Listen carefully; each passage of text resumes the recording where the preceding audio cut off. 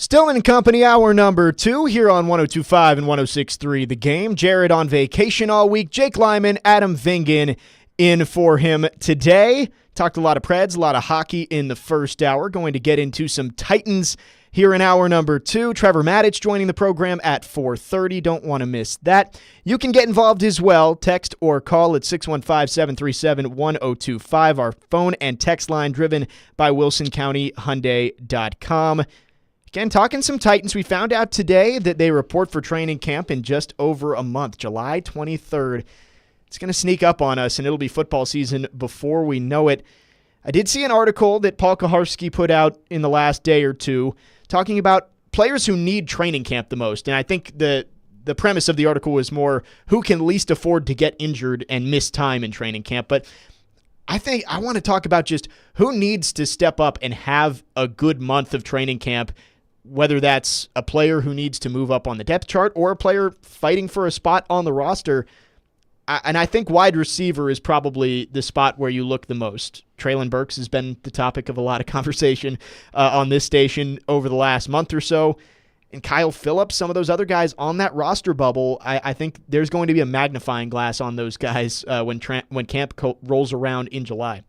Yeah, absolutely. I think Treylon Burks would be on top of a lot of Titans fans' lists if about who needs to have the biggest training camp. T'Vondre Sweat is another one just because of his unavailability over the course of the off-season workout program.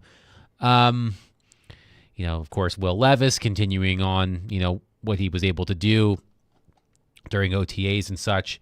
But yeah, I think Treylon Burks is going to continue to be, the story or one of the major stories of the Titans in training camp, just because, as we know, they signed 2 veteran wide receivers and Calvin Ridley and Tyler Boyd, and Brian Callahan has already said that Treylon Burks is probably going to have to play special teams in order to have a role on the team. And, that's not something we've seen Treylon Burks do, at least, so far in his NFL career.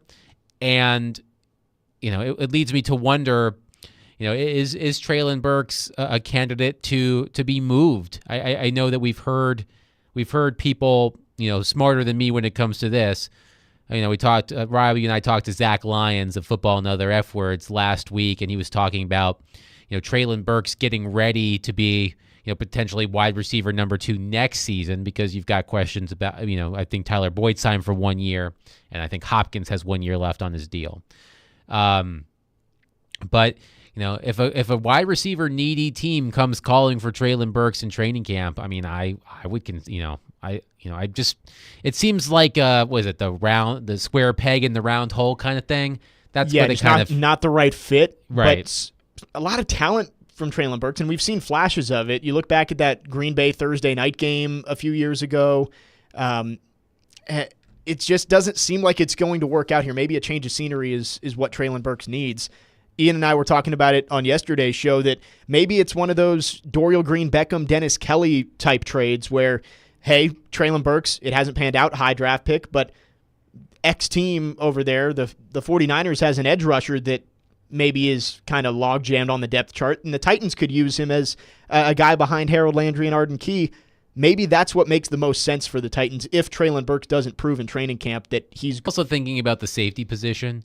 They have Amani Hooker, they have Elijah Molden, but I'm not sure if that's good enough. No. And was it the Dolphins signed Marcus May recently, and he was someone that I believe was linked to the Titans at some point. I think he visited here, and he had I think he had connection with Denard Wilson. Yeah, with Denard Wilson. The new DC. He played for him in the New Jets, Orleans. I want to say. Yeah, or the Jets, yeah. Something like that. Something. Yeah. One of his stops.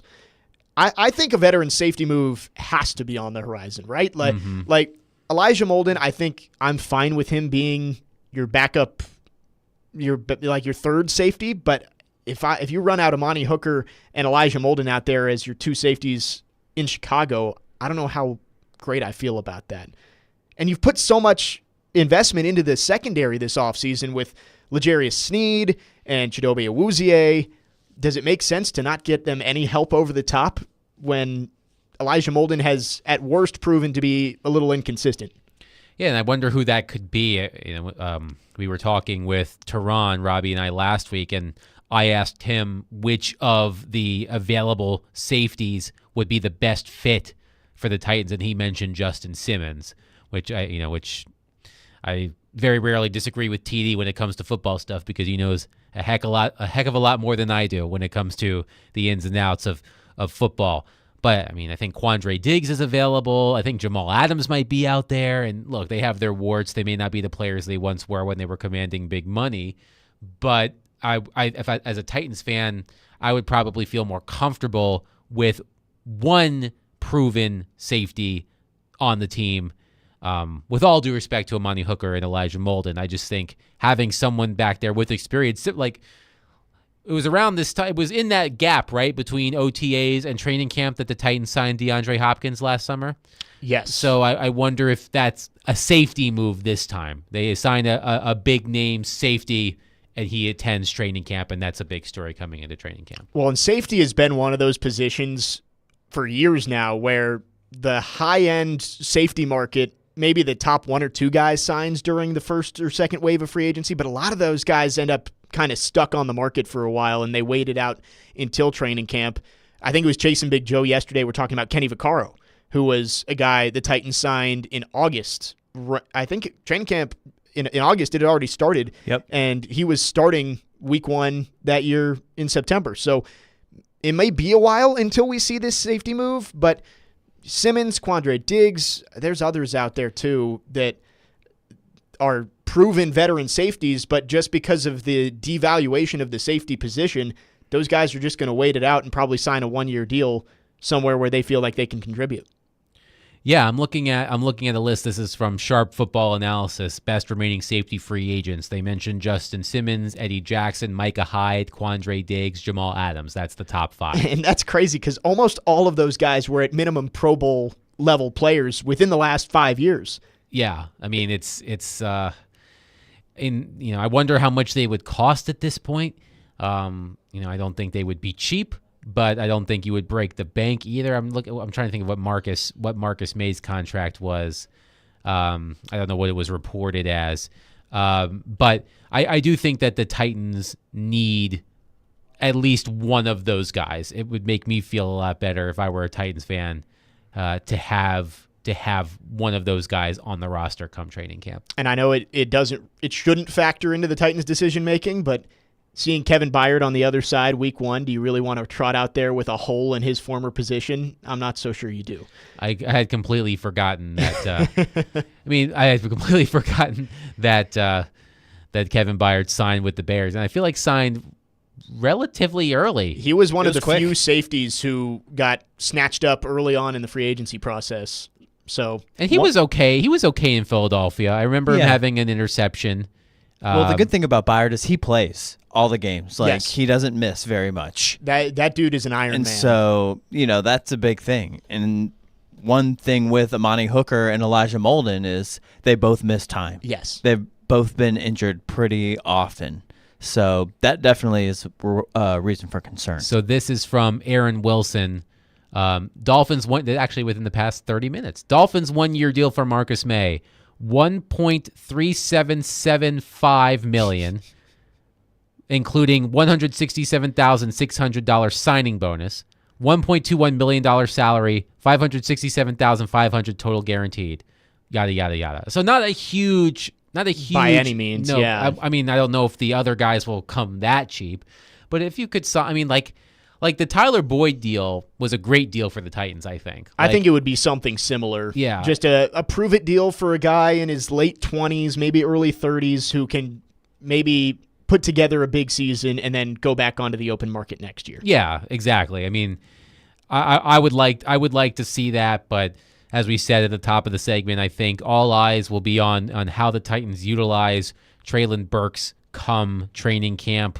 What kind of packages is he in offensively? How many reps is he getting on special teams? And, as we've said many times, it's not his fault that he was picked with the pick that was traded for A.J. Brown. but that is always going to follow him as long as he's here. If he gets traded or they cut him at some point, I don't think they're going to cut him. But if he's not here, that will go away. But as long as he's here, it'll always be they traded A.J. Brown and drafted Treylon Burks, and look what A.J. Brown is doing, and look what Treylon Burks isn't doing.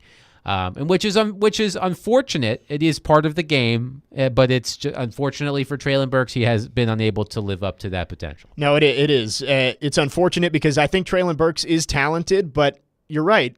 A mid-first round receiver is going to be compared to other mid-first round receivers in almost all circumstances, except when you trade a guy at the same position who was one of the best, who has turned out to be one of the best in football over the last few years, and he doesn't live up anywhere close to those standards. So Treylon Burks certainly going to have the spotlight on him in training camp along with some of his other teammates in that wide receiver room. You did mention Tavondre Sweat. I want to talk about him coming up next. Sweat missed all but one practice in OTAs. Will he be ready for training camp, and will he be able to contribute in his rookie season with the Titans? We'll talk about that coming up next. Jake Lyman, Adam Vingan in for Jared Stillman today. Stillman and Company, 102.5, 106.3 The Game.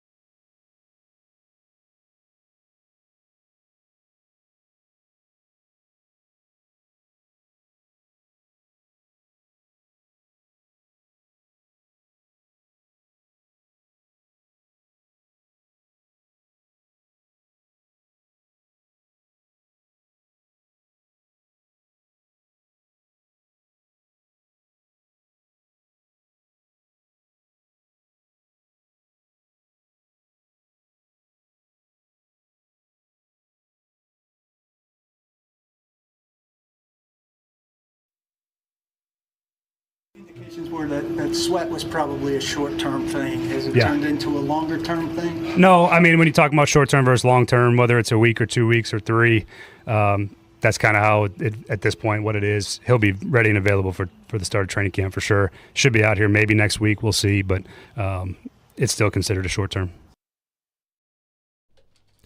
Brian Callahan talking about T'Vondre Sweat, saying he will be ready for the start of training camp. For his sake of what will be said on this program when Jared comes back, I really hope T'Vondre Sweat is back and ready for the start of training camp. Stillman and Company, brought to you by Jared Company's Fire and Commercial Plumbing HVAC Division. Call 615-515-1270 or visit JaredCompaniesInc.com. Jake Lyman, Adam Vingan in for Jared Stillman today. Again, Jared on vacation all week long. Adam, we were talking about players who need to have a good training camp, and you did mention T'Vondre Sweat. He was available in the first OTA or mini camp, first practice, and then we haven't seen him since. They said it was a short-term injury, but man, a guy who had all these red flags of his weight and off the field stuff still got picked in the second round. Titans didn't trade back to get him.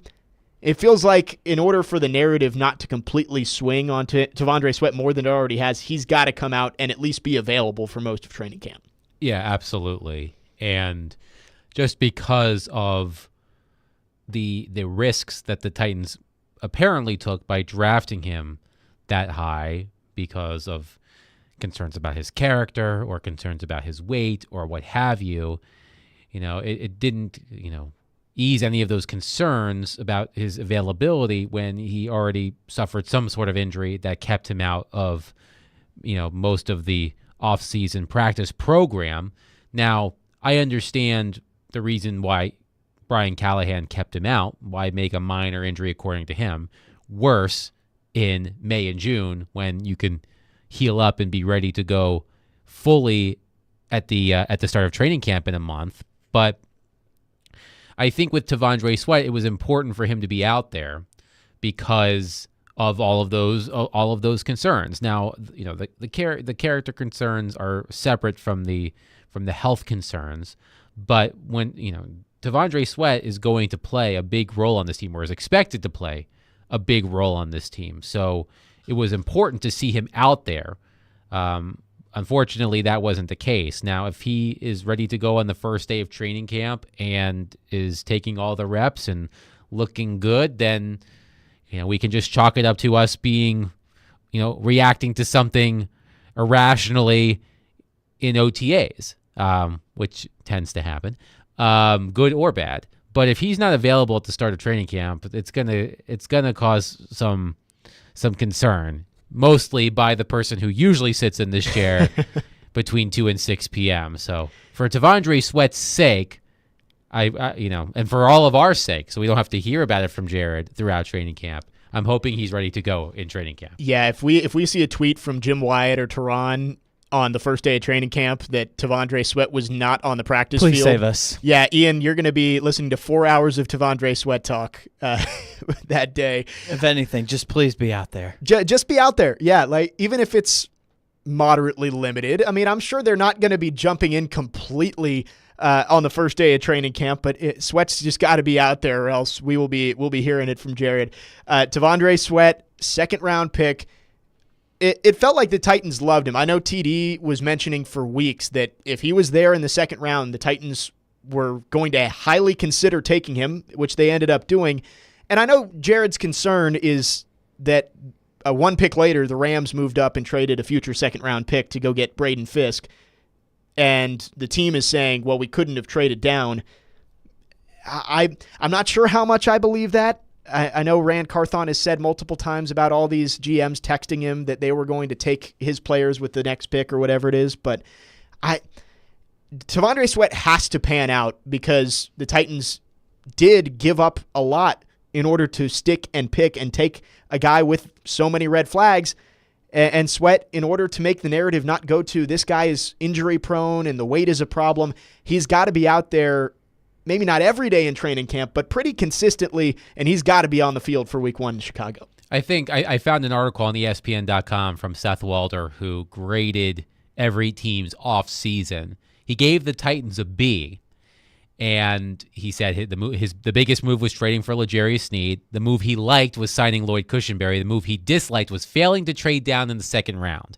And I think this encapsulates what we're talking about. This was Walter. Quote, "My biggest gripe about the Titans offseason is that they didn't trade down in the draft. In the first round, they stood pat at number 7 to take offensive tackle J.C. Latham. But you must wonder if they could have worked out a deal to move down with a quarterback-needy team such as the Vikings, Broncos, or Raiders. More egregiously," that's never a good word to be associated with you, egregious. "More egregiously, the Titans took defensive tackle T'Vondre Sweat in round 2 at pick number 38, one spot before the Rams gave up a 5th-round pick and a 2025 second-round pick to move up from 52 to 39. That deal was likely also available to Tennessee."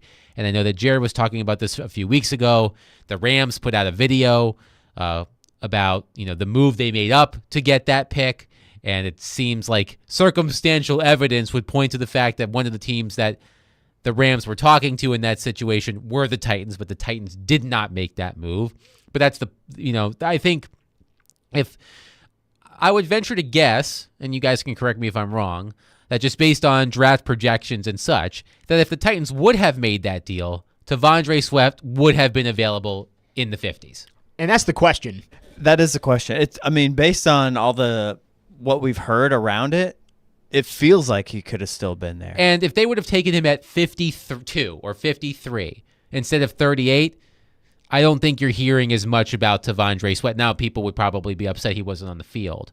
But the fact that they took him at 38 and not at 52, they doubled down. That 14 pick difference does make a difference in perception of you as a player. I mean, and I know mock drafts are not the end-all be-all or whatever. Every team has their own board, but there were some mock drafts I saw having him in the 4th round, which I'm sure there were teams out there that probably put him on their do not draft until X pick because of all the red flags. But Charles Robinson of Yahoo Sports said some teams took him off the board altogether. But maybe there was another team out there that loved him. We will never know, but that is why T'Vondre Sweat has to live up to the hype, because the Titans said that extra draft capital wasn't worth it to lose him. They wanted him that bad. So if he doesn't pan out and he is injury prone his whole first season, it's going to be tough for him to dig himself out of that narrative of being injury prone and struggling with his conditioning.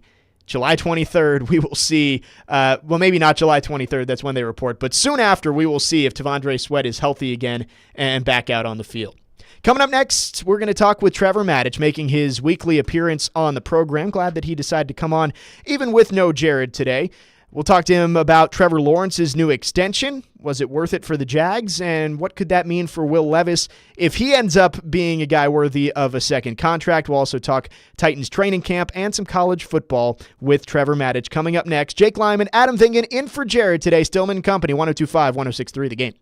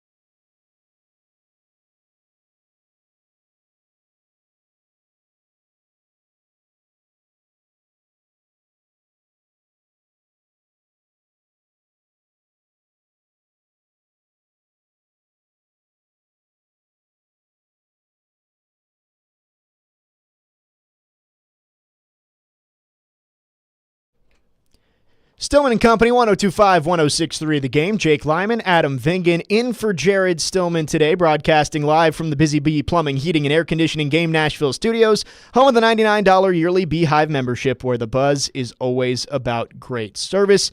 We are thrilled to be joined by Trevor Maddich now, brought to you by ESPN Bet Sportsbook and Houston Clinic Orthopedics, when experience matters. Trevor, thanks for coming on, even though we are without Jared today. We always appreciate your time and insights. How you doing today? I'm doing great, Jake. It's great to join you guys. I'm looking forward to visiting with you. Well, Trevor, I want to start with the big NFL news over the weekend. Trevor Lawrence getting that huge contract, over $55 million annual average and over $200 million guaranteed.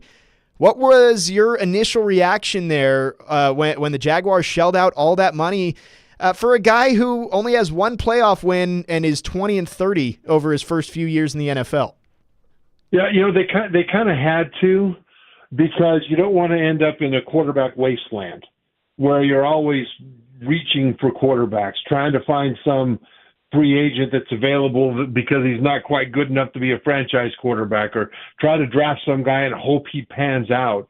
I mean, when you look at the draft class of Trevor Lawrence, I mean, it was an absolute nightmare when you look at the rest of the quarterbacks. I mean, everybody else, the teams have already given up on them. And some of them are even on different teams now, except for Trevor Lawrence. And really the best quarterback from that draft class was Brock Purdy, the last player picked in the draft by the 49ers. He's the one that actually shows the best promise for having a terrific career. And Trevor Lawrence has the ability to play really well. But I think he didn't get a fair start to his NFL career with the coaching situation in Jacksonville, and he kind of had to restart everything, and that slowed down his progress.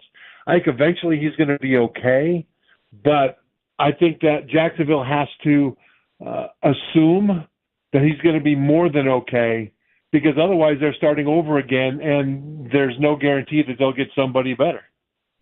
Trevor, we talked a little bit on yesterday's show about this, and I want to get your thoughts. That quarterback draft class in 2021, obviously you mentioned Zach Wilson, Trey Lance, no longer with those teams, but both of those teams are in a much better position now that they've moved on from that quarterback. Can it sometimes be better to have that high pick quarterback just bust out of the league in 2 years so you can pivot and find your next guy than have a guy who kind of is middle of the road and you're not sure he's ever going to get you to your eventual goal of winning a Super Bowl? Well, you're not sure whether you're going to get that guy anyway. And the thing is, when you look at the top quarterbacks in the league, you'll find, look at Super Bowl winners, go back 15 years, a Super Bowl starting quarterbacks, let's put it that way.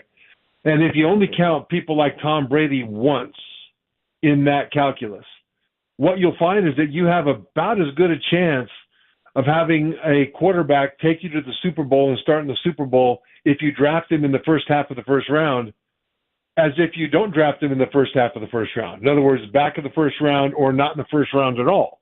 And so that's not to say that those guys that are drafted high are worse than the guys that are drafted low, just to say that it's a 50-50 shot as to whether or not your quarterback, no matter where you draft him in the first round, is going to end up leading you to a place where, not necessarily a Super Bowl, because very few ever get there anyway. But in terms of being a top-flight franchise quarterback in the NFL, it's about 50-50. Your best chance of hitting on first-round draft choices actually is if with the offensive line. Tackles, guards, and centers, you've got a much higher percentage chance that they're going to be on your team. You're going to give them a second contract. They're going to be starting and contributing at a high level than the quarterback. The problem is the quarterback is the most important position. But again, Trevor Lawrence, first pick in the draft, and they just re-signed him, and I think they needed to. But then the next one was Zach Wilson of the Jets. He's not on the Jets right now. Trey Lance, you mentioned for the 49ers, he's a Dallas Cowboy, I think, unless they moved on from him. And so you just look at the top 15 picks. Justin Fields is no longer with the Bears. Mac Jones is no longer with the 49ers. I mean, top 15 pick, all those guys taken, and only one is currently on the same team. So, I think that Jacksonville did what they had to do, even though they're not sure if Lawrence is really going to rise to that level. But to your point, and this is a good point, if you have a quarterback drafted in the first round and he doesn't pan out and you get rid of him and do it again like the Bears did, Justin Fields didn't work out there, so they got rid of him and they drafted Caleb Williams out of USC, quarterback in the first round. What it does is it resets the clock on having to pay him that huge second contract, and it allows them to be able to allocate that cap money to other positions. And just take a look at Seattle back in the day when Russell Wilson was there. He was, a third-round draft choice or something, and they didn't have to pay him, and so they were able to pay other positions. And when they did have to pay Russell, they went from going to 2 Super Bowls, winning one of them, to not being very good anymore because all the money was tied up in Russell, or a lot of it was. And so, it's when you decide to pay a quarterback like Trevor Lawrence, you kind of have to do it if you think he's your guy. But at the same time, quarterback wasteland's a bad place to be. Trevor Matich joining us here on Stillman and Company. Okay, Trevor, so now that Trevor Lawrence has his bag, the next question is, who's next? Which quarterback is going to benefit from Trevor Lawrence's new contract? I think that the 3 quarterbacks are often mentioned of who are due the contract. We've got Tua Tagovailoa, we've got Dak Prescott, and we've got Jordan Love. Of those 3, who would you be most comfortable giving the big money contract to? I think Dak is not that guy. I love his leadership, but he's been there long enough with good enough players around him to have gone farther in the playoffs than they've gone. I think Jordan Love of Green Bay is the most likely, and he really came out of nowhere. I mean, they moved up to draft him in the first round. I didn't think they should have. I think that Green Bay, with that pick, should have taken somebody who could help Aaron Rodgers win a Super Bowl in the next year or 2 or so. Instead, they drafted his replacement for down the road, and it's one of the reasons he's no longer there, Aaron Rodgers. But I think Jordan Love struggled early, and all of a sudden he broke out. And because of that, and because of the history in Green Bay of having, Brett Favre and Aaron Rodgers, I mean, they're used to having a top-flight quarterback. And if Jordan Love can continue his improvement, his trajectory, I think Green Bay would be very happy to pay him. Talking with Trevor Matich, brought to you by ESPN Sportsbook and Houston Clinic Orthopedics. Trevor, Will Levis still a couple of years away from where the Titans would think about an extension for him. But being a second-round pick, there's maybe a little less shame, I guess, organizationally if you decide to move on from him. What do you think Levis needs to show this year in order to put himself in a position to be one of those next mega contract quarterbacks? Recognition. Last year, he didn't have an opportunity to sit back in the pocket and go through progressions very often because the offensive line was historically awful. I mean, they were doing their best, but between injuries and guys having to play who weren't ready to play, the result was just a perfect storm of awful for the young quarterback, Will Levis. And I think, he struggled a bit to learn the offense and apply it to the defense during OTAs because the defense is not giving him a break. The defense in OTAs has been incredibly aggressive. And so they're making it as hard as they can on him and the receivers. But I think ultimately, as he learns the offense, he'll need to be able to apply it in the short time he'll have between the snap and the time that he's got to get the ball out of his hand at the back of the drop in the pocket. Any quarterback can stand in a meeting room in front of the whiteboard and tell the coach where the ball should go in a given situation. If the defense shifts over here, well, gee, coach, I've got the pen in my hand, and if the defense does that, then I'm going to go to this guy with my first and that guy with my second progression. And if the defense shifts over there, that's easy to do. The hard thing is to have a disguise, which the defense always has before the snap. Then the ball is snapped. They go into what they're really going to do. They come with pressure from unexpected places, and you have to know where you're going to throw the ball within about 1.5 seconds, or else it's going to be too late by the time you get to the back of your drop and you figure things out. And so that's what Will Levis will need to show he can do. He's got the arm talent. He's got the temperament and the demeanor. He needs to show he's got the recognition. And the good thing is he'll have Joe Burrow tape to watch and see how Joe Burrow went through all those situations, because especially earlier in his career there with Cincinnati, Burrow had a terrible offensive line as well. And so he'll see a lot of ways that Burrow applied what Coach Brian Callahan, as the Bengals offensive coordinator, what he applied to Joe Burrow, because that's something that Levis is going to have to do. So he needs to do that recognition, but boy, he could not possibly have a better mentor than Brian Callahan, and he could not possibly have a better example to watch but Joe Burrow. Talking with Trevor Maddich here on Stillman and Company. When we come back, we're going to dive into that defense that is making it so hard on Will Levis with Trevor. Also talk a little college football. Again, Jake Lyman, Adam Vingan in for Jared Stillman today. Stillman and Company, 102.5, 106.3 The Game.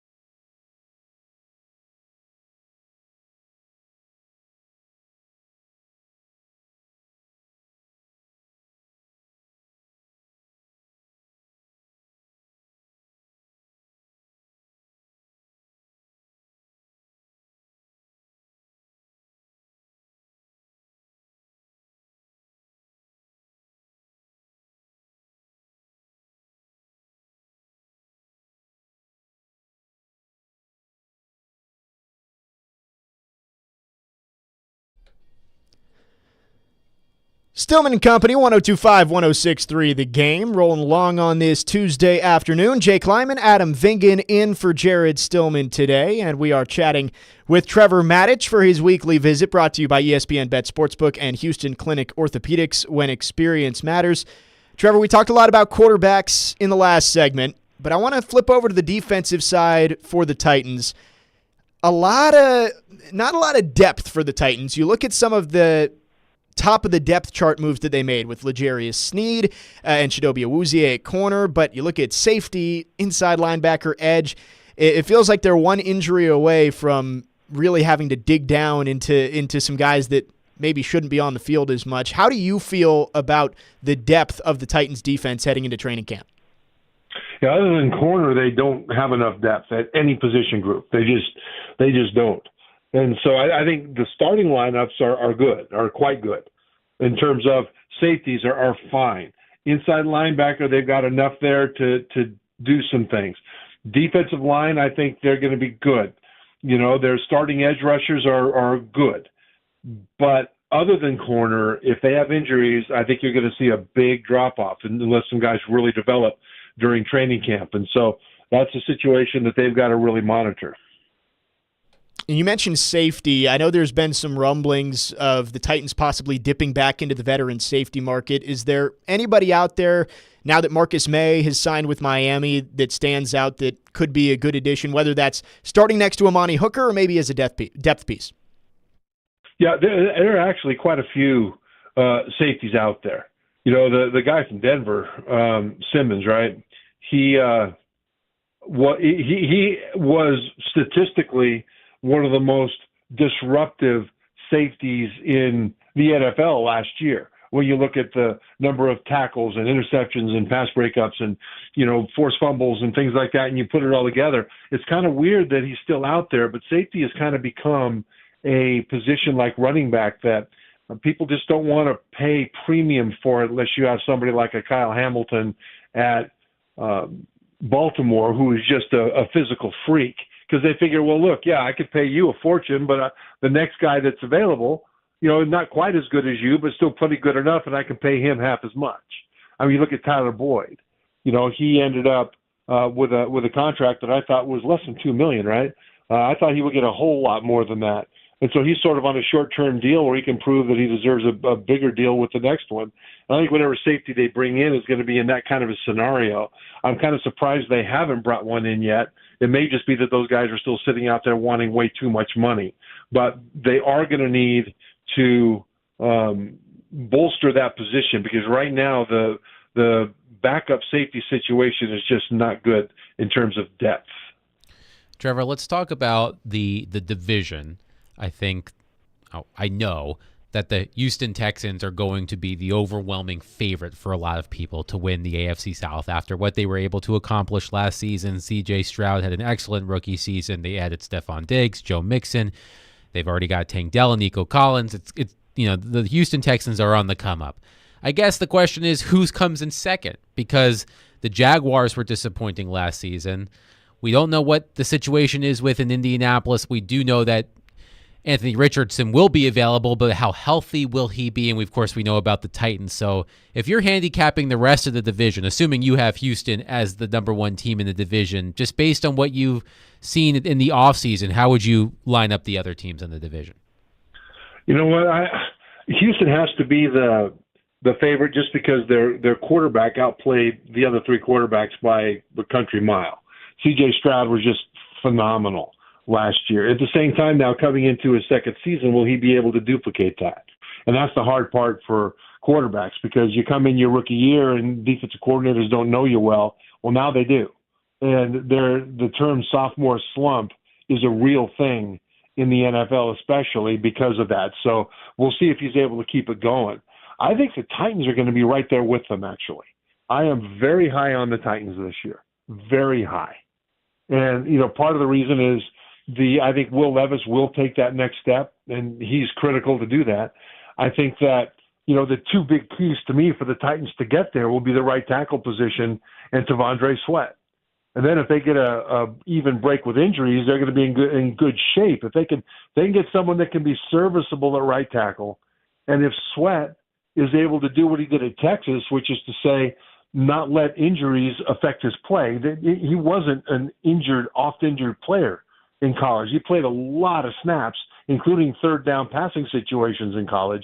And all of a sudden now he's developed a reputation among Titans fans that, gee, you can't stay healthy. Well, I don't know what the injury was, but if he comes into training camp and is able to get up to speed pretty quickly, I think the Titans are going to be right there with the Texans.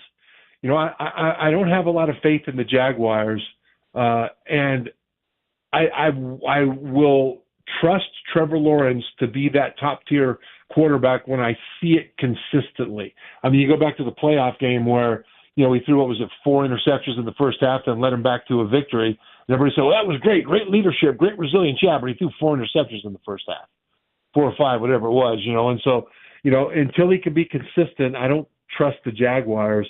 And the Colts, everybody's super high on Anthony Richardson, their rookie quarterback last year. He only played in about 4 games. He looked pretty good in those 4 games. But the truth of it is, I see a faster Justin Fields with him. In other words, at Florida, he missed open receivers left and right and all the time. And then he'd heave the ball down the field and have a great throw and have a big highlight play. But then he'd miss open receivers again. And he didn't show a lot of sophistication as a passer. And that really gives me pause. I thought the Colts reached for him. I think it was number 4 pick in the draft last year. And I think he's going to make most of his plays running around, and that exposes him to what happened to him last year, which is getting hurt. And so I think just from a pure quarterback situation, I would put the Colts at 4th in the 4-team division. Trevor Maddich with us here on Stillman Company, brought to you by ESPN Bet Sportsbook and Houston Clinic Orthopedics. Trevor, I want to let you out of here on this. You're our college football guy, too, on College Game Day on ESPN Radio.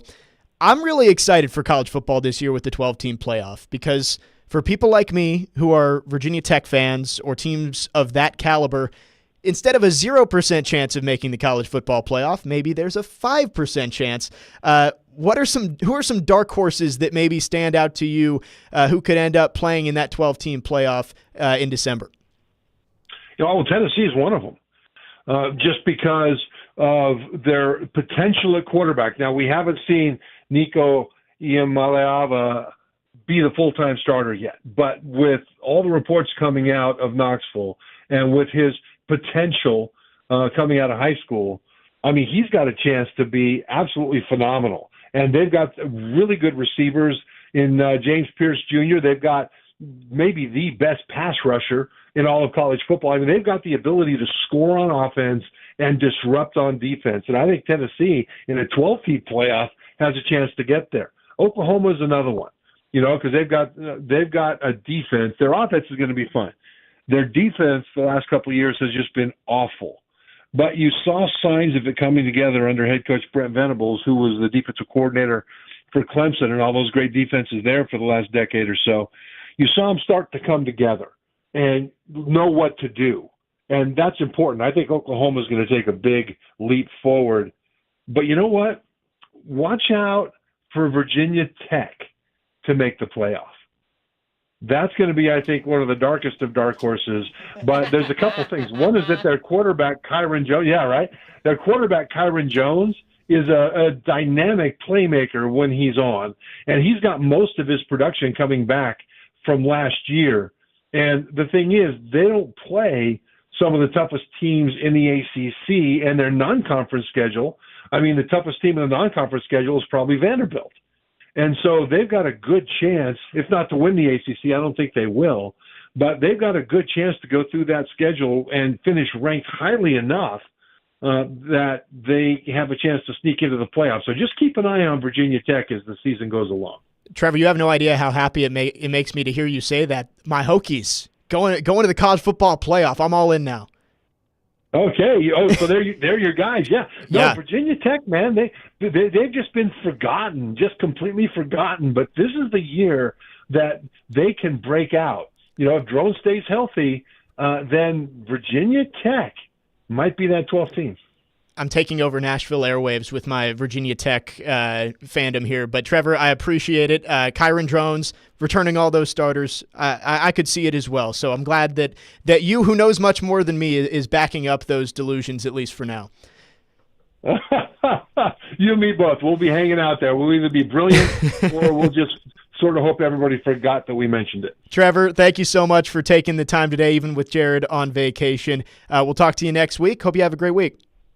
Great. Jake, Adam, it's great talking with you. Thank you. Trevor Maddich, brought to you by ESPN Bet Sportsbook and Houston Clinic Orthopedics, where experience matters. Always great to have Trevor on the program. Great stuff from him. He did mention Tennessee possibly being a dark horse for the college football playoff. We're going to talk some Vols, as they are now just a couple wins away from a national championship in Omaha in baseball. A lot of hope for their football season coming up in the fall. Is this a golden era of Tennessee athletics? We'll talk about that coming up next here on Stillman & Company, 102.5, 106.3 The Game.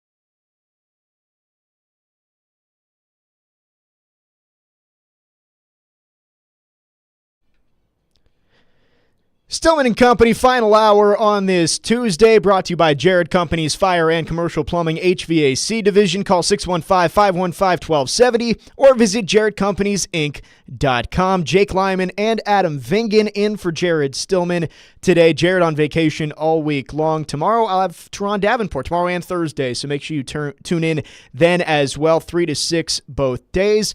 Again, Jake Lyman, Adam Vingan with you. Just talked with Trevor Matich, talked some Titans, also talked some college football, and we asked him about some college football playoff dark horses that he could be looking at. He mentioned the Tennessee Volunteers, and that was kind of where I wanted to turn this conversation next. Is Tennessee, I don't think anyone would deny, the last couple years for them it's been fun to be a Tennessee Vols fan, I'm sure, over the last 2 years. I mean, with Hendon Hooker being a Heisman candidate last year, and we're at one point a favorite to make the college football playoff before his injury in that blowout against South Carolina, an Elite Eight in basketball this year. 3 out of 4 years they've been in Omaha, and now just a couple wins away from a national championship. This made me think of last year. I was listening to our station. It was most of the shows were talking about this, but there's a clip from Caroline William DeMace that I remember hearing, and I went back and looked for it right around this time last year. I think it actually might have been the 16th of June, so about a year ago last year when Tennessee was in Omaha for the second time in 3 years. They asked the question, is this a golden age of Tennessee athletics? And this is what they had to say. And I think that either athletic department has means, and it is totally fair to feel really good about it. And once you continue to trend up, that's probably going to equal championships. Yeah. Maybe But even is it the multiple golden age? different Nah. sports. We're just not quite there yet. Yeah. If you're a Tennessee fan, do you feel good? Absolutely, and you should. Golden era, no. Give me a Yeah. championship. Yeah. And then we can let's start with one You championship. can't say almost. And then we can start. Yeah, it's not the bronze era. So that was Caroline saying that a national championship is necessary to call it a golden age of a university. And I agree. But now they are at 3 wins away. I get you need one against, we now know Florida State will be their opponent tomorrow. You need to win 1 of 2 against them, and then 2 out of 3 in a championship series. Adam, do you think if they win a championship later this week that this would qualify as a golden age of Tennessee athletics? I'm glad you add that caveat of the winning the national championship. And by the way, recently announced Xander Sechrist will start against Florida State on Wednesday. So I think the national championship is the key. Because you can have you can think that you're in a golden age of your athletic program if you're regularly making it too deep into your sports tournaments. So, I do think that in order for this to qualify as a quote unquote golden age of Tennessee athletics, the baseball team has to win the national championship. You have to have at least one of those programs that you're talking about win the national championship in their sport in order for it to qualify.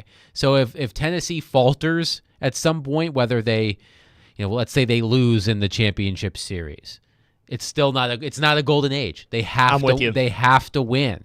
Look, Tennessee basketball had a fantastic season. They gave Purdue a fabulous game. We started the show talking about the lack of suspense in some of these, specifically in the NBA playoffs and the Stanley Cup playoffs. There was plenty of intrigue in that game against Purdue with Tennessee in the Elite Eight. And they ran into, Zach Edey and all of his free throws and whatnot. But they didn't win. And if I'm not mistaken, Tennessee still hasn't been to a Final Four in basketball in its program's history. Now, someone can correct me if I'm wrong there. But as good of a season as that was, as great as Dalton Connect was, as great as that team was, they did not win, so it doesn't count. And when was the last time Tennessee won a football championship? 1998? 98. So it's been a minute. Nick Keiser wasn't even alive, I think, the last time the Tennessee Volunteers won Jake, the were you national. alive? I was not alive. How old are you? I'm 24, Oh so my I God. I was born later that year. Oh my God! Yes, Adam. Where are Starts these- to feel old. Where are you finding all these kids, man? It's just like I'm 35 for reference, but that's insane. Anyway, so you haven't seen a Tennessee Volunteer national championship in football, so. The fact that you weren't alive the last time they won a football championship, that tells me all I need to know about this conversation. Well, and I think it's funny that they were having this conversation last year, and that's before the run to the Elite Eight in basketball and before being 3 wins away from a national championship in baseball. And I still think it doesn't matter. You need a championship. You have to win in order for it to count as a quote-unquote golden age or golden era of Tennessee sports. Our phone line driven by WilsonCountyHyundai.com. Adam in Portland is on the line, wants to chat about the Vols. Adam, what you got for us? Yeah, dude. So here's the thing. Like, I think if you look at where the state of the Vols, like 3 or 4 years ago, how putrid it was, nobody wanted to come here. Every single program we had sucked. Like, the turnaround is, like, undeniable. It has been amazing. But you can't call it golden if the Lady Vols are trash, and they are trash. And, like, we got a new coach, yeah, but, like, until that's fixed, like, that's not – like, I just think of Pat Summitt. Anytime I think of, like, peak Tennessee, like, success in the program, I always think of Pat Summitt. And it's crazy that they haven't figured that part out. They, like literally figured every other part out, but haven't figured out the Lady Vols, and they need to fix that. Adam, thanks for the call. That is a very good point. Can it be a golden age of your athletic department if your crown jewel program isn't at its peak? Like, if it might be a bad example here, but like, let's say Alabama athletics wins the national championship in softball, men's basketball, baseball, and I don't know, swimming, all within like a 5-year period, but the football team's not very good. Would you call it a golden era of Alabama athletics? I don't know. And the Lady Vols surely are the crown jewel of that athletic department, and they did just make a change. Kelly Harper was let go. Kim Caldwell is brought in from Marshall. And, you know, as somebody, I'm around the Vanderbilt women's basketball team and have seen those games. Tennessee still has had the upper hand against Vandy, but it's shifting quick. Vandy's bringing in 5-star recruits. Michaela Blakes chose Vandy over Tennessee this offseason, and Shea Ralph. And Kim Caldwell comes from Marshall, where she ran a very kind of quirky system that you don't know how it's going to translate. So, Adam, it's a good point. If the Lady Vols aren't at their peak, does it count as a golden age? It is a good point. And by the way, it's been 10 years since the Lady Vols were a number 1 seed in the women's tournament. Yeah. 2014 was the last time. They have had double-digit losses in 4 of the past 6 seasons. I mean, I would love to go back and see how many times Pat Summitt had teams with double-digit losses. 20-13 last year, 25-12 the year before. I mean, it's an interesting point. I mean, I do think that plays into it. I still think that if the baseball team wins, I think you can go with the golden age if you'd like. But I do think, to Adam's point, without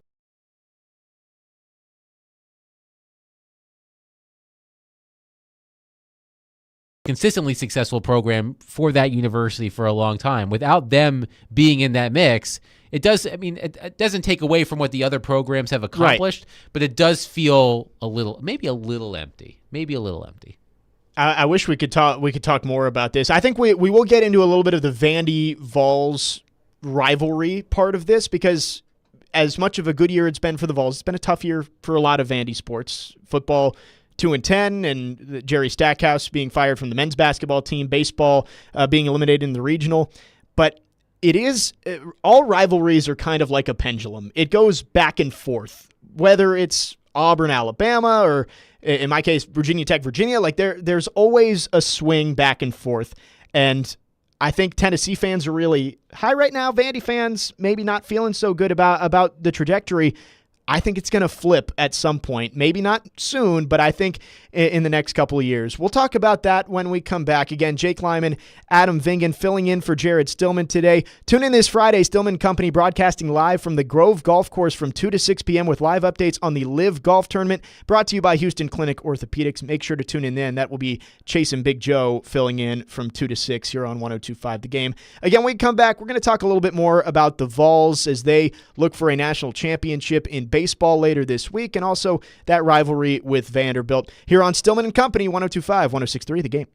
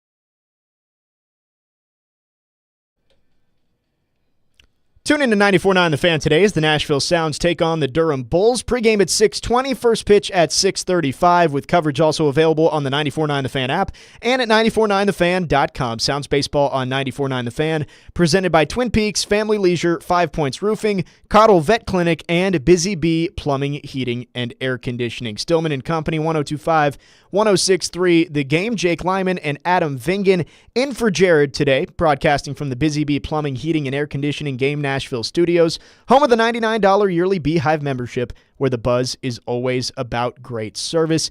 Continuing our conversation about Tennessee and whether a championship this week in Omaha would bring them into a golden age. And Adam, I kind of teased it in the last segment that right now it feels like the Vols-Vandy rivalry has gotten a little lopsided. Tennessee, a couple blowouts in football the last couple of years, winning in basketball, now going to Omaha 3 out of the last 4 years when Vandy hasn't been there since 2021, I believe, when they fell to Mississippi State in the championship series. But I think it's always a pendulum with rivalries. As Adam Portland pointed out, it wasn't that long ago that things were pretty bleak in Knoxville.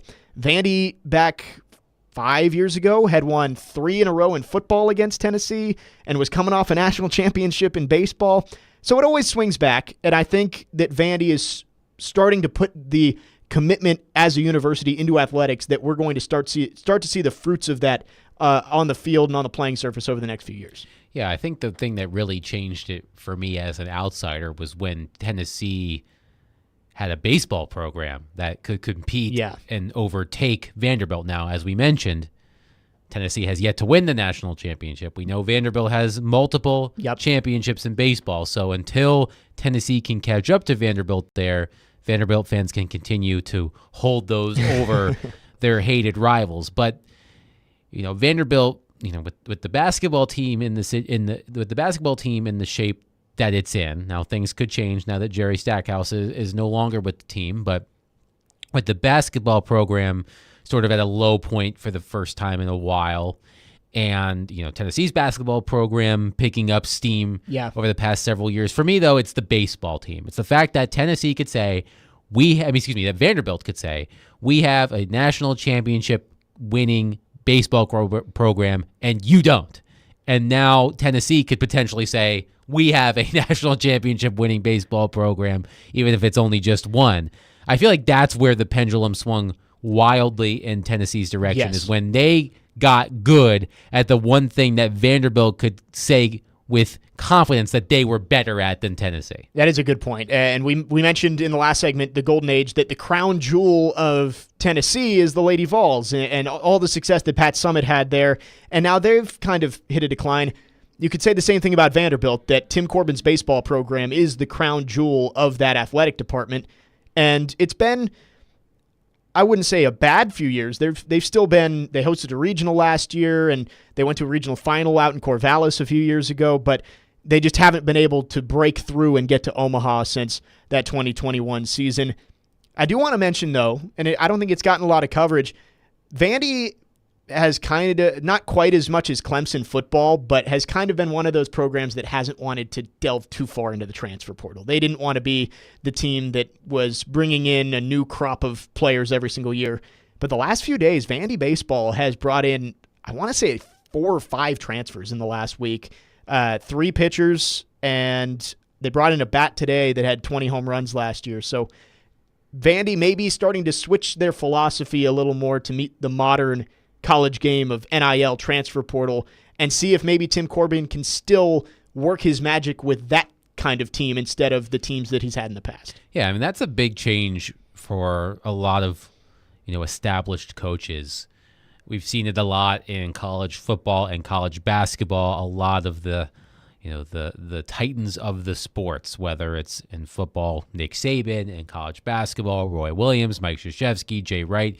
We've seen a lot of those coaches move on over the past few years, and it seems like, the fact that they couldn't recruit, it wasn't just about recruiting in the traditional sense. It was you couldn't just go to somebody's house as a high school junior or senior and try to convince them to come to your program. You have to go into the portal. I mean, it's amazing just the changes that have happened over the past several years with that portal, the amount of player movement. It's almost like free agency in professional sports, and how those programs change. And maybe that's one thing that Tim Corbin was reticent to do. But if he wants to keep Vanderbilt at the top of the heap when it comes to competing for championships in baseball, you're going to have to get with the times. So, and you mentioned all of those coaches, Nick Saban, Jay Wright. They didn't want to go to the free agency model. They love the hey, we're going to bring you in. You might not play your freshman year, but we're going to develop you for 3 years, and when you come out, you're going to be in the best position possible to succeed at the professional level, whether that's NFL, NBA, MLB. But that's not how it works anymore. You bring in a 5-star recruit in pretty much any sport. If they don't get on the field their freshman season, they're probably jumping into the portal, which it does make it tough, but it is good to see that Tim Corbin is starting to make use of the portal, because Vanderbilt still is, I would say, if not the top predominant baseball program in the country.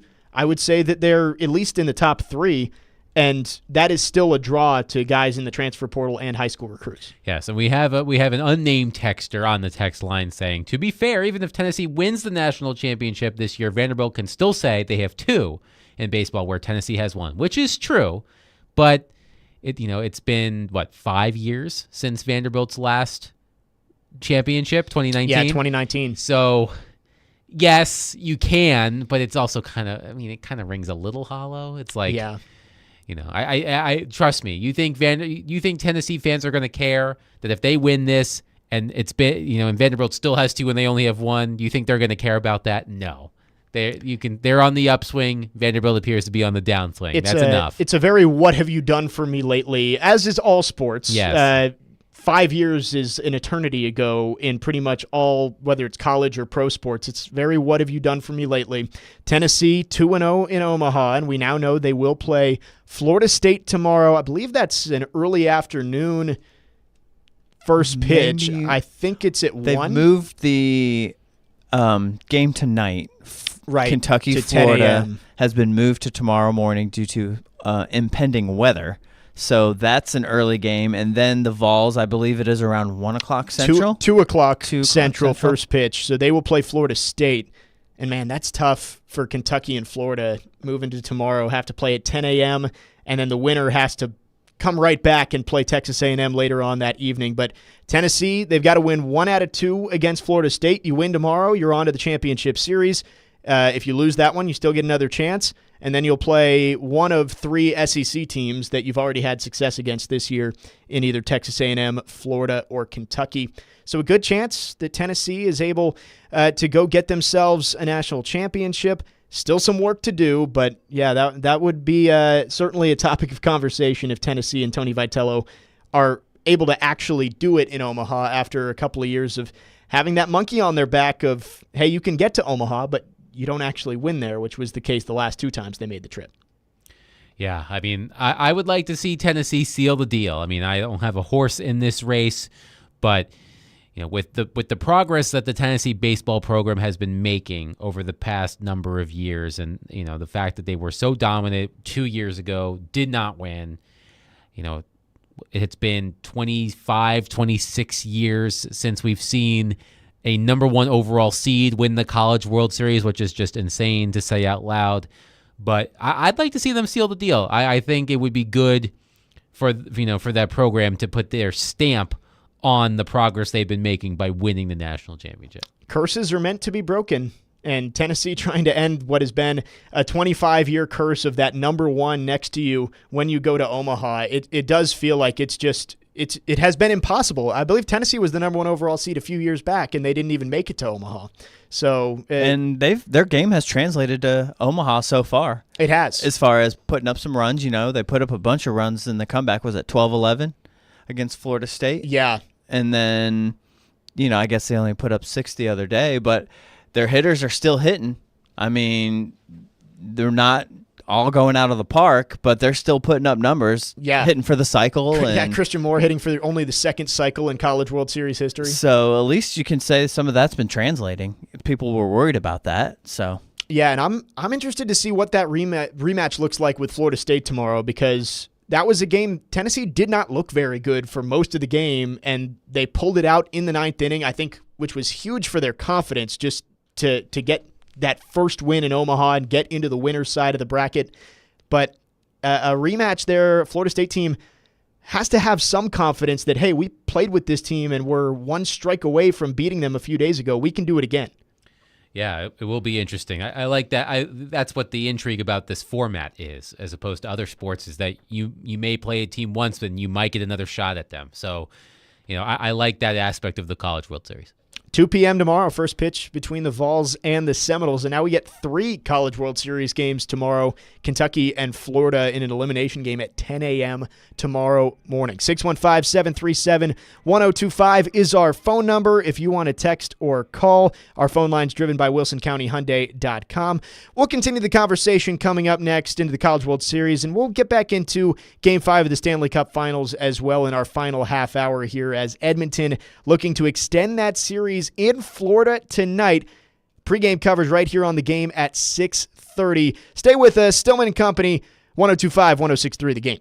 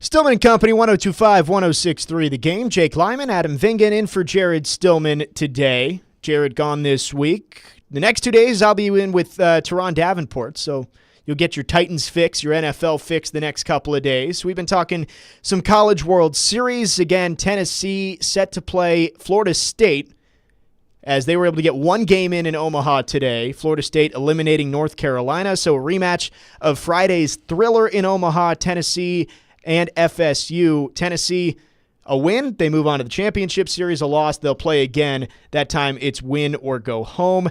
And then Florida-Kentucky was supposed to be tonight, another elimination game. The winner would have gotten Texas A&M. Instead, that's moved to tomorrow morning, and they'll have to play twice in one day if they are to win, Florida or Kentucky.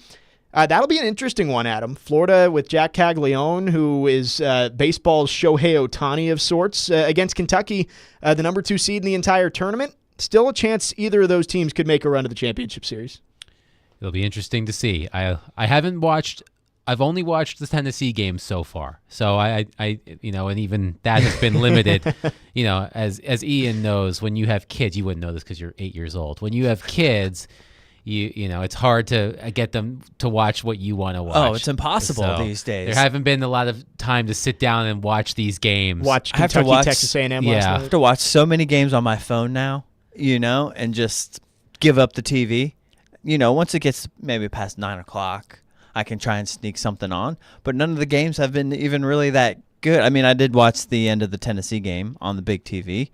I've been switching to the NBA Finals, and the games are blowouts, so I'm not really watching anything there. I'll probably watch the Cup Final tonight some more on the TV. But, yeah, challenges of being a dad and streaming games on your phone. Yeah, I try not to do that just because then my son wants to look at my phone and I don't want him to be one of those kids. Mm-hmm. I'm really trying to limit the TV time. But For yeah, sure. It's hard to I would put on a Stanley Cup final game and he would ask me what I'm watching and I would say hockey and he would go, "No hockey." No hockey. Yes, Turn that's it pretty much off, how it goes. So See, I don't have to deal with kids controlling the TV, but last night I did get home from the show and my girlfriend had Friends on, just like a rerun of Friends was on. That's doable.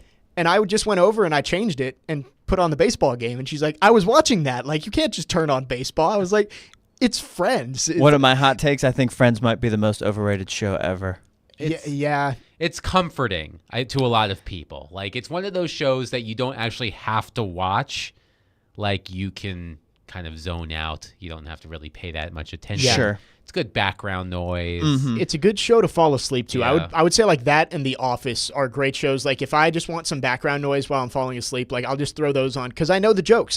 There's no suspense or anything. Okay. The like Office, I'm a big fan. See, I was gonna say I could I am maybe do a little less with. I am to Friends. I am to The Office what Ian is to Friends. I have never enjoyed The Office. Really? Oh. Yeah, not for me. I guess to each their own. Like, everybody's got a different taste in those shows. Like I always had How I Met Your Mother as one of my top sitcoms, but a lot of people don't like that show as much, which, again, to each their own.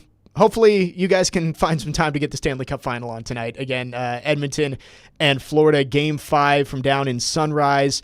We'll have the coverage right here on the game starting at 6:30. I know we talked about this a little bit earlier, Adam, but tonight, it could be the end of another kind of underwhelming Stanley Cup final where Florida runs away with it in 5. But if Edmonton is able to get this one, really, I could see it going 7. Like going back to Edmonton after winning back-to-back games, all the momentum would be on the Oilers' side. I think tonight the pressure is all on the Panthers to close this one out at home. Yeah, I would think so. And we mentioned this before. The Oilers would become the 4th team in NHL history to force a Game 6 after facing a 3-0 deficit in the Stanley Cup Final. I believe they would become the first team to do it on the road. So that would be interesting. It'll be hype in Edmonton. Yeah, for sure. If they can find a way to get back there. Yeah, and look, it was good to have their moment in Game 4.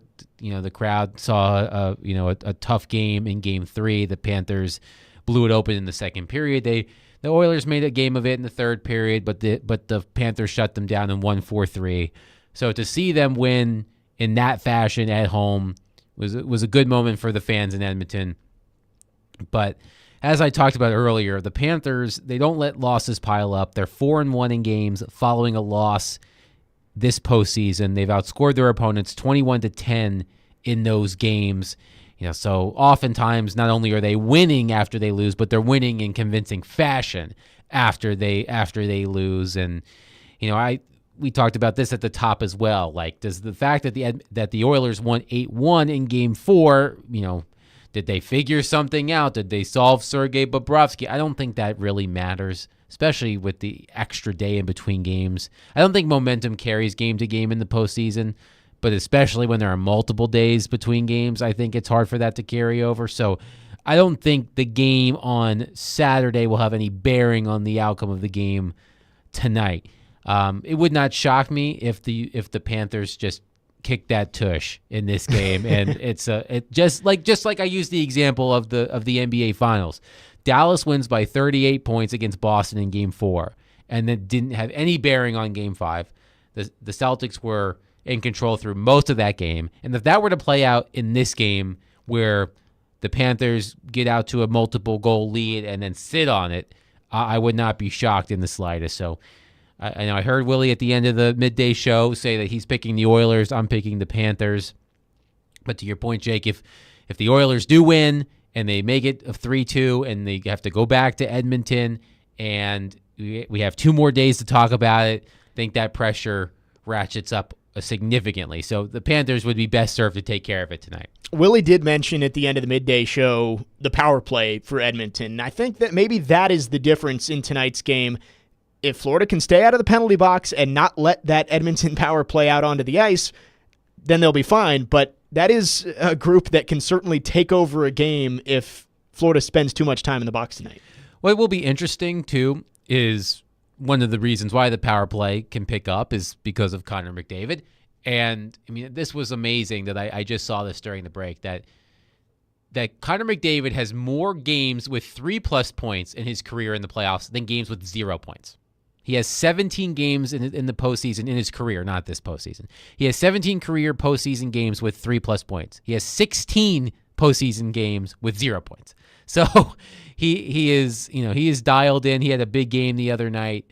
And, Greg Wyshynski wrote an article for ESPN.com today. We're talking about, if the Panthers win tonight, could Connor McDavid still win the Conn Smythe Trophy as playoff MVP, which rarely goes to the loser. I believe it's only happened once where a skater, a forward or defenseman, has won the Conn Smythe Trophy on the losing team. Multiple goalies have won the Conn Smythe. I think most recently Jean-Sebastien Giguère for the Anaheim Ducks in 2003. Get jiggy with it. Yes, won the Conn Smythe for the Ducks despite losing to the Devils, if I'm not mistaken, in the final. So that would be a really interesting subplot if the Panthers win tonight. If Connor McDavid has a big game, if he could win the Conn Smythe. He just set the NHL record for most assists in the postseason. But if McDavid's on his game, Draisaitl had 2 assists after being shut out in the first 3 games of the series. If those 2 in particular can have big games, if Game 4 was the start of something for them, perhaps maybe my tune will change. But for the Oilers to win, they absolutely need those 2 players in particular to be better. And I saw heading into Game 4, Sergei Bobrovsky was the heavy favorite for the Conn Smythe. But when you get pulled midway through a game and your team gives up 8 goals, that at least opens the door for Connor McDavid or whoever it may be one of his Panthers teammates, if they have a big game tonight, to possibly sneak in there and take it. Yeah, I think Alexander Barkov is probably the favorite at this point. I'm sure there are betting odds somewhere. I think he's probably the favorite because of what happened to Sergei Bobrovsky. Now, Bobrovsky has been great up until Game 4, but because of that game, I think voters will have that first in their minds as they're voting on the award. So I think Barkov is probably the favorite.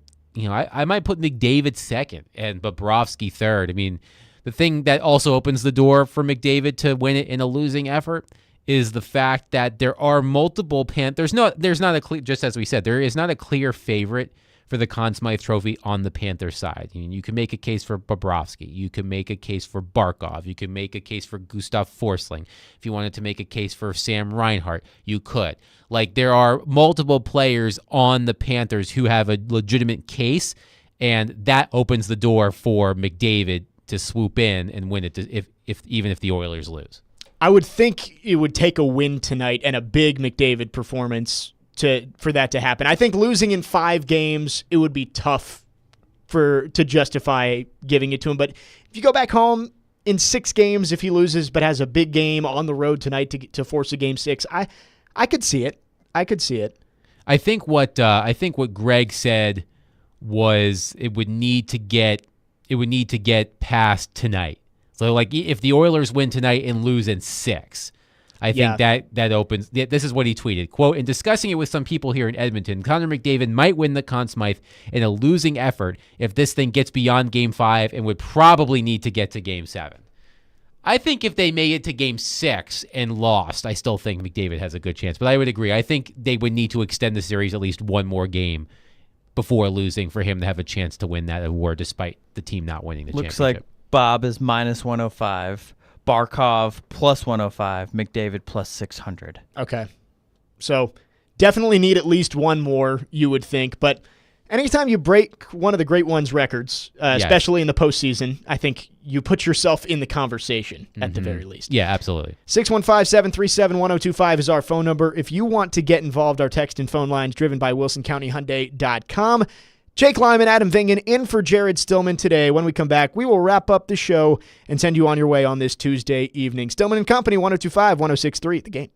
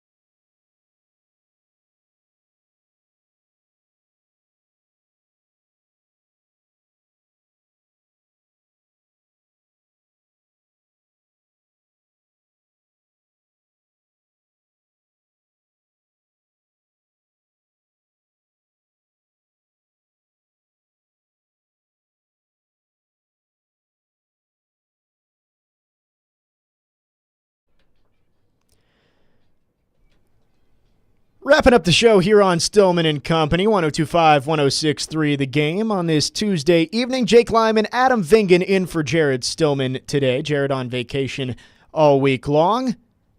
Adam, wrapping up the show here, I'd want to mention that a big event going on in Nashville this week. Tight End University is back. George Kittle's camp that he runs for a lot of the NFL tight ends. I saw Taylor Lewan was out there. Dak Prescott and Ryan Fitzpatrick are both quarterbacks out there.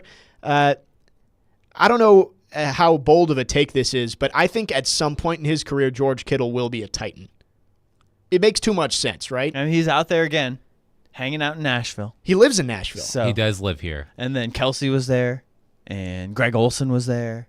And Yeah, they've got everybody. They got them all. They invited Chig last year. After his season, maybe they didn't invite him back, but he might be out there. Him or Josh Wiley. Someone needs to be out a there. Titan should be out there. But George Kittle, he lives in Nashville. He's very close friends with Philip Forsberg, I believe. He is, yes. And the Rand Carthon ties, if his contract ever gets too expensive for the 49ers, I wouldn't mind the Titans bring him in, even if it's just as your second tight end, a guy who's not out there for 60 snaps a game, but out there third downs, blocking, that kind of stuff. Yeah, he's a great personality, one of the better personalities in the game. I feel like tight end is a position that has a lot of characters. I mean, we know Travis Kelce, is quite the character. Kittle is as well.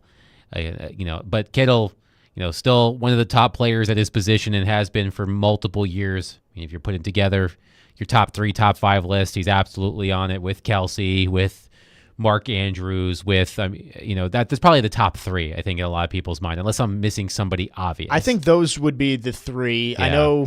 I mean, Brock Bowers, I think we have to keep an eye on in the next couple of years, depending on how he's utilized in Vegas. But I think those are the 3 that stand out to me. Mm-hmm. Trying to think of anybody else that we might be missing. Sam Laporta in Detroit certainly is on trajectory to enter that conversation. He was awesome his rookie year in Detroit. Hawkinson's still up there. Yeah, Hawkinson in Minnesota.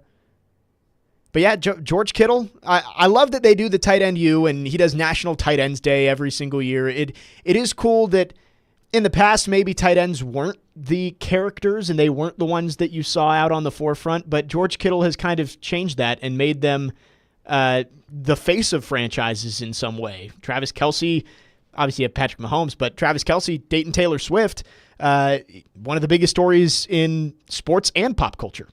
Yeah, that's crazy to think about. Like, I'm wondering what that's going to be like this year. I wonder if any of the novelty will wear off. I mean, I'm sure there will be plenty of Taylor Swift footage during Chiefs games, especially those that are, Sunday Night Football, Monday Night Football, or the national afternoon game. But I think the novelty.